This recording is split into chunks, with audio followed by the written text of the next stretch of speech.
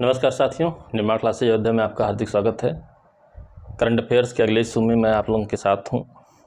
लगातार आप उन करंट अफेयर्स के क्वेश्चंस को पढ़ रहे हैं जो एग्जामिनेशन के लिए मोस्ट इम्पॉर्टेंट हैं, न कि करंट अफेयर्स के नाम पर कुछ भी।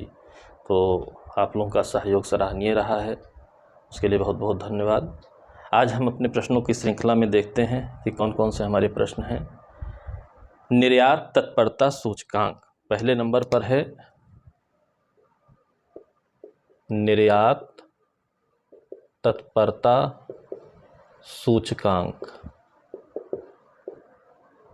ये मोस्ट इम्पॉर्टेंट प्रश्न है। क्यों है अभी आपको पता चल जाएगा।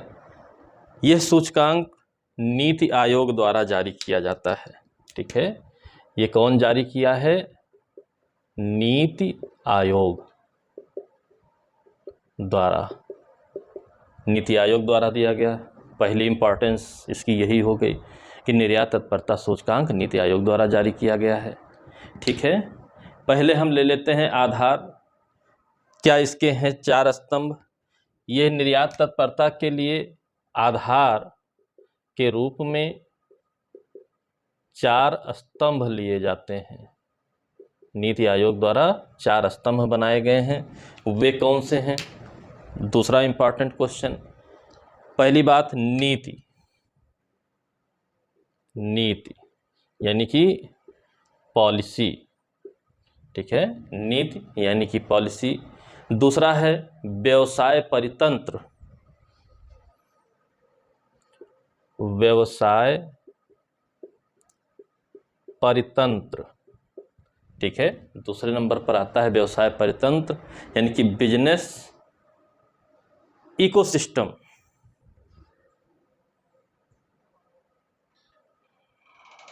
बिजनेस इकोसिस्टम, ये दूसरा आधार है इसका। तीसरा है निर्यात परितंत्र। निर्यात परितंत्र यानी कि एक्सपोर्ट का क्या इकोसिस्टम है और निर्यात निष्पादन।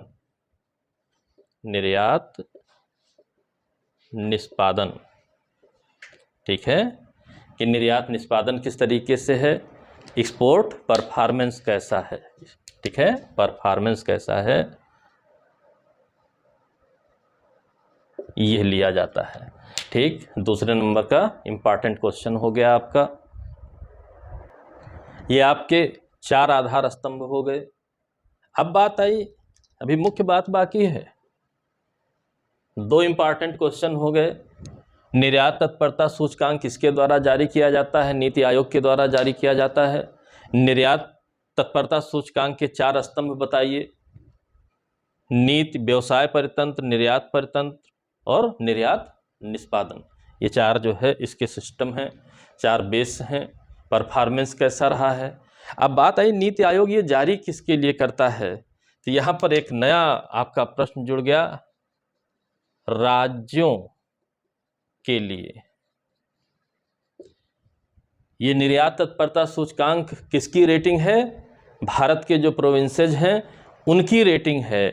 किसी राज्य में निर्यात में कितना बढ़ावा दिया जा रहा है, किस प्रकार से परफॉर्मेंस हो रही है, किस प्रकार की पॉलिसी बनाई जा रही है, उस पर यह रिपोर्ट आपकी आधारित है। यानी कि अगर इस बात को आप नहीं समझ रहे हैं, इसकी इम्पोर्टेंस को नहीं समझ रहे हैं, तो आप फिर बात को नहीं समझ रहे हैं।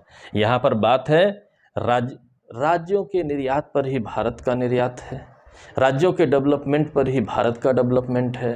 और आज इस ग्लोबलाइजेशन के दौर में आयात निर्यात का जो हमारा डिफरेंस है, जो घाटा है, ये बहुत बड़ी समस्या बनकर के उभर रहा है। यह हमेशा से ही था। हम आयात ज़्यादा कर रहे हैं, निर्यात कम कर रहे हैं, चालू खाता घाटा हमारा बढ़ता चला जा रहा है। तो हम निर्यात को जब तक डेवलपमेंट में की कैटेगरी में नहीं लाएंगे, विकसित अवस्था में नहीं लाएंगे, तब तक ये समस्या बनी रहेगी। भारत की रेवेन्यू बाहर की ओर प्रवाहित होती रहेगी। अगर हम घाटे को मेंटेन कर सकते हैं तो रेवेन्यू हमारे लिए हो जाएगी। इसके लिए रेटिंग दी गई, ओवरऑल प्रथम स्थान दिया गया। ठीक है, फर्स्ट पोजीशन दी गई गुजरात को। आशा भी इसी से की जा सकती है। गुजरात पहले स्थान पर है, ठीक है, ओवरऑल ये है, ओवरऑल गुजरात है। सर्वाधिक निर्यात राज्यों में, केंद्र शासित प्रदेशों में, तटीय राज्यों में, अंदरूनी राज्यों में, सब में मिलाकर के गुजरात का पहला स्थान है। फिर गैर तटीय, गैर तटीय यानी कि ऐसे राज्य जिनकी सीमाएं समंदर से स्पर्श नहीं करती हैं, उनमें प्रथम स्थान कौन है? ठीक है, गैर तटीय में फर्स्ट कौन है? वो हरियाणा है। हरियाणा पहले स्थान पर है गैर तटीय राज्यों में, यानी कि जिनकी सीमा समंदर से नहीं स्पर्श करती है। हिमालयी राज्यों में प्रथम कौन है? ठीक है, पर्वतीय या हिमालयी राज्यों में फर्स्ट कौन है? उत्तराखंड। ठीक है, आप जानते हैं जम्मू कश्मीर, लद्दाख, हिमाचल प्रदेश, उत्तराखंड, फिर नॉर्थ ईस्ट में आप चले जाइए, असम, मेघालय, नागालैंड, इन सब राज्यों में अगर तुलना की जाए तो निर्यात में पहला निष्पादन किसका रहा है? उत्तराखंड का रहा है। यूनियन टेरिटरीज में, संघ शासित क्षेत्रों में कौन रहा है? यूटी में कौन रहा है फर्स्ट? दिल्ली रहा है। ठीक है, यानी कि दिल्ली, पुडुचेरी, चंडीगढ़, इन सब राज्यों में, जम्मू कश्मीर, लद्दाख, इन सब यूनियन टेरिटरीज में दिल्ली पहले स्थान पर रहा है। अब ओवरऑल उत्तर प्रदेश की क्या स्थिति है? उत्तर प्रदेश आपका राज्य है, तो उत्तर प्रदेश के बारे में जानना अलग से जरूरी है।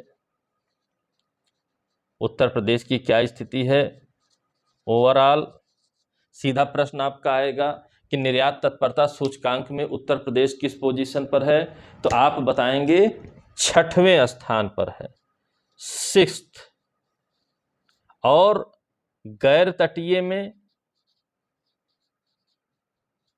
2nd,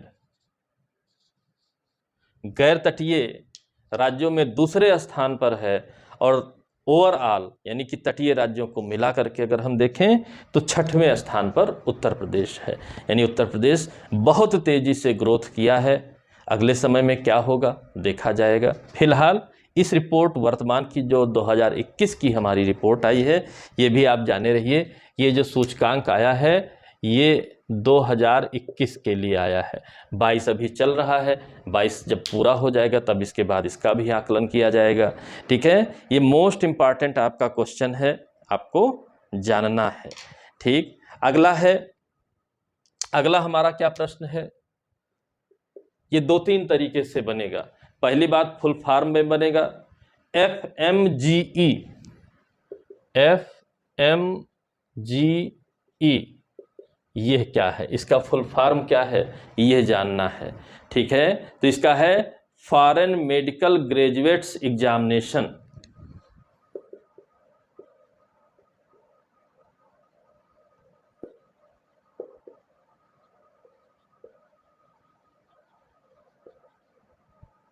foreign medical graduates examination.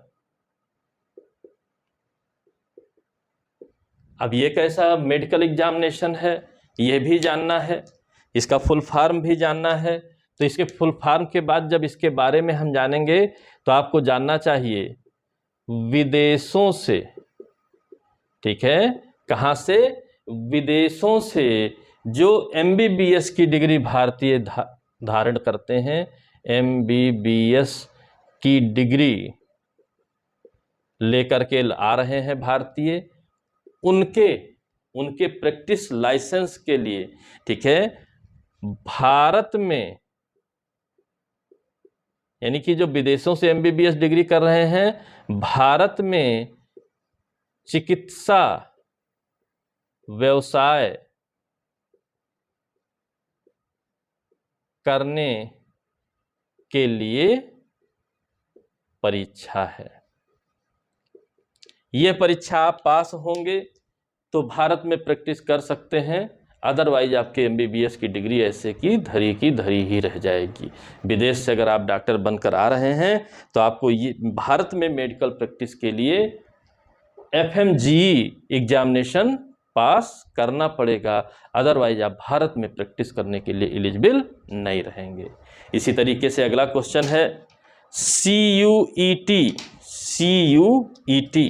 ये भी मोस्ट इंपॉर्टेंट प्रश्न है। CUET क्या है? CUET क्या है? Central university examination test, sorry entrance test. Central university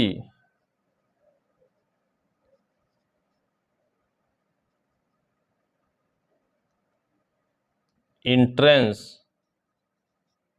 test, CUET भी आपका मोस्ट इंपॉर्टेंट है। यानी कि देश के सभी केंद्रीय विश्वविद्यालयों में, ठीक है, जो हमारा देश है, देश के सभी केंद्रीय विश्वविद्यालयों में ग्रेजुएट और पोस्ट ग्रेजुएट, ठीक है, ग्रेजुएट और पोस्ट ग्रेजुएट पाठ्यक्रमों में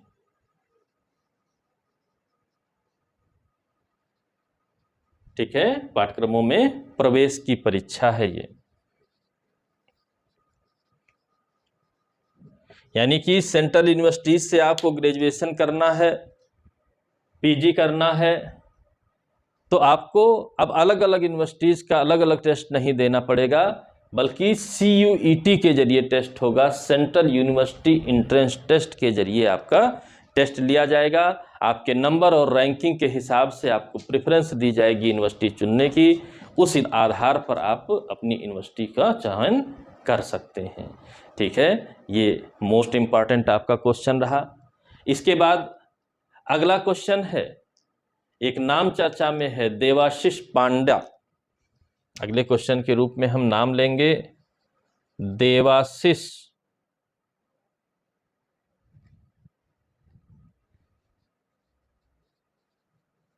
पांडा। ये कौन है?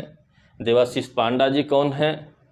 ये नए चेयरमैन बने हैं, नए चेयरमैन बने हैं।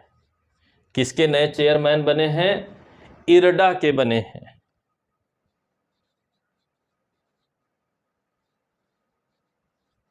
इरडा के नए चेयरमैन बने हैं, ठीक है। इरडा आप जानते हैं भारतीय बीमा विनायक और विकास प्राधिकरण है, ठीक है। जो हमारे बीमा होते हैं, इंश्योरेंस होते हैं, उसकी रेगुलेटरी अथॉरिटी यही है, ठीक है। इरडा आपको अच्छे से पता है कि इंश्योरेंस कंपनियां हैं, इंश्योरेंस पॉलिसीज़ हैं, इंश्योरेंस से संबंधित एक बहुत बड़ा पूरा हब बना है। उसका रेगुलेटरी अथॉरिटी कौन है? इरडा है। उसी के नए चेयरमैन बने हैं देवाशीष पांडा जी, मोस्ट इम्पॉर्टेंट है। इसी तरीके से अगला जो आपका प्रश्न है वो भी इम्पॉर्टेंट है, और वो है एबेल पुरस्कार। एबेल पुरस्कार, ठीक है। एबेल पुरस्कार क्या है, यह भी प्रश्न है। किस क्षेत्र में दिया जाता है, यह भी प्रश्न है। ये गणित के क्षेत्र में दिया जाता है, मैथ के लिए एबेल पुरस्कार। ये मैथ का नोबेल पुरस्कार है, ठीक है।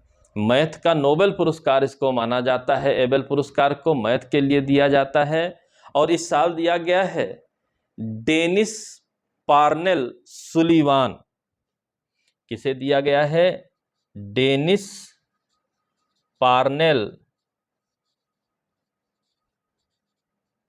सुलेवान, डेनिस पार्नेल सुलेवान को दिया गया है। ये USA के हैं। कहाँ के हैं? USA के हैं, संयुक्त राज्य अमेरिका के हैं, ठीक है। और एक खास बात इसमें लगातार प्रश्न पूछा हुआ है कि ये पुरस्कार देता कौन है, तो academy of science and letters Norway देता है। ये पुरस्कार देता कौन है? एकेडमी ऑफ साइंस, ठीक है, academy of science and letters. ये नॉर्वे की संस्था है, ये नॉर्वे की संस्था है जिसके द्वारा, ठीक है, एबेल पुरस्कार गणित का दिया जाता है और ये गणित के मामले में नोबेल पुरस्कार माना जाता है। ये आज के हमारे प्रश्न थे, सारे मोस्ट इम्पॉर्टेंट। क्यों मोस्ट इम्पॉर्टेंट? लगातार आया हुआ क्वेश्चन है। एबेल इरडा जैसी संस्था का कोई चेयरमैन बनता है तो वो प्रश्न आता है। फुल फॉर्म में ये दोनों मोस्ट इम्पॉर्टेंट हैं। और निर्यात तत्परता सूचकांक जो कि नीति आयोग द्वारा जारी किया गया है राज्यों के लिए, अपने आप में ही इम्पॉर्टेंट है। तो यदि आप इम्पॉर्टेंस समझते हुए पढ़ रहे हैं तो आप मेरी बात को समझ रहे हैं कि सही प्रश्नों का चयन कितना आवश्यक है। ये प्रश्न तैयार होने जरूरी हैं, इन प्रश्नों को आप गलत नहीं कर सकते हैं।